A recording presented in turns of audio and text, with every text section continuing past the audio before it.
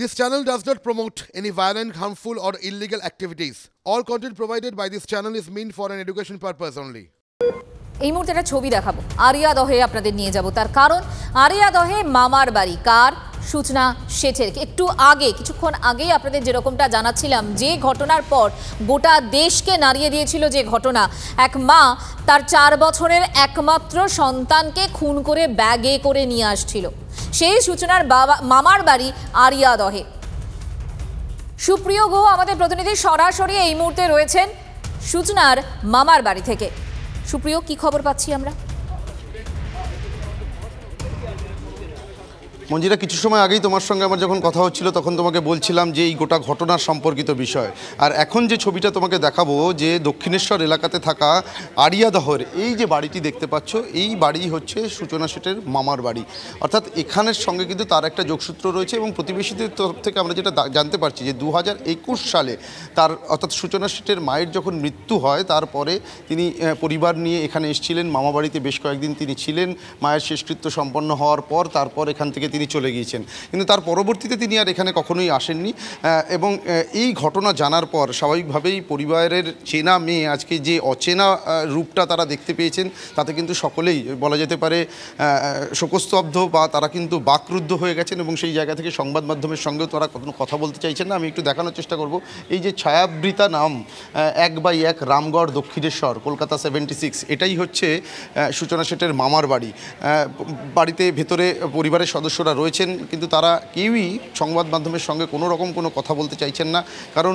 যে ঘটনার কথা তারা জানতে পেরেছেন তাতে কিন্তু সকলেই এক প্রকার বাকরুদ্ধ হয়ে গেছেন তারা দরজা খুলছেন না বাইরে বেরিয়ে আসছেন না এই ধরনের ঘটনা কেন ঘটালেন সূচনা একজন মা তো তিনি এই ধরনের সিদ্ধান্ত কেন নিলেন কিছু জানতে পারছো এলাকার মানুষ কিছু বলতে পারছেন সূচনা সম্পর্কে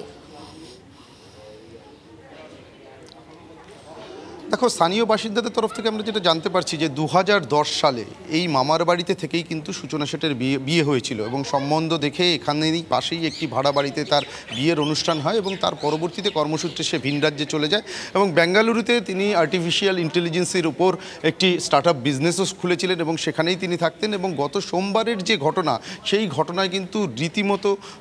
স্তম্ভিত একদিকে তারা যখন প্রতিবেশীরা যখন শুনছেন সে কথা তারাও কিন্তু স্তম্ভিত হয়ে পড়েছেন কিন্তু এই ঘটনার নেপথ্যে ঠিক কী কারণ প্রাথমিকভাবে তদন্তকারীরা যেটা মনে করছেন কারণ ইতিমধ্যেই সূচনা শেঠকে গ্রেপ্তার করার পর তাকে আদালতে পেশ করে 6 দিনের জন্য হেফাজতে নিয়েছে পুলিশ তাকে জিজ্ঞাসাবাদ চলছে এবং সেই জিজ্ঞাসাবাদের মধ্যে দিয়ে তদন্তকারীরা এই ঘটনার নেপথ্যে কী রয়েছে তা জানার চেষ্টা করছেন কেন নিজের 4 বছরের সন্তানকে খুন করলেন একজন মা কিন্তু প্রাথমিকভাবে তদন্তকারীরা যেটা মনে করছেন দীর্ঘদিন ধরেই পারিবারিক একটা অশান্তির মধ্যে ছিলেন এবং সেই জায়গা থেকে কোনো মানসিক অবসাদের মধ্যে এলাকাটা একটু বাড়িটা ঘুরিয়ে দেখানো সম্ভব একদমই আমি চেষ্টা করবো তোমাকে একটু দেখানোর জন্য আমার সঙ্গে রয়েছেন আমার কমিটি পার্সন অমিতকে বলবো একটু দেখানোর জন্য এই হচ্ছে সেই দোতলা বাড়ি দক্ষিণেশ্বর এলাকা তোমাকে যেটা বললাম রামগড় এখানেই কিন্তু 2010 সালে সূচনা শেঠের বিয়ে হয় এবং পরিবারের সকলের উপস্থিতি ছিল এবং সেই সময় এখান থেকে বিয়ে হওয়ার পরবর্তী সময় কিন্তু ভিন রাজ্যে চলে যান কর্মসূত্রে সূচনা শেঠ এবং তারপর 2021 সালে তিনি শেষবারের মতন এই আরিয়াদহের মামার বাড়িতে এসেছিলেন যখন তার মায়ের মৃত্যুর ঘটনা ঘটে তারপর এবং তার সেই সময় কিছুদিন তিনি এখানে ছিলেন তার পরবর্তীতে তিনি এখান থেকে যে চলে গিয়েছেন তারপরে কিন্তু আর কখনো এই মামার বাড়িতে আসেননি তবে ফোনে তাদের সঙ্গে যোগাযোগ ছিল এমনটাও আমরা জানতে পারছি